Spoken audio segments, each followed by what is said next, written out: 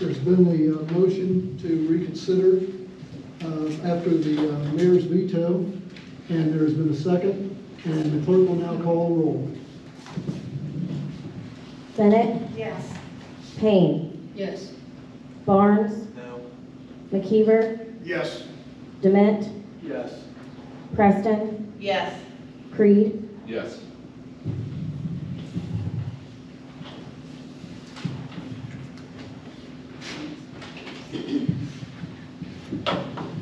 Having received 6 votes relative to the reconsideration, the ordinance is now adopted, and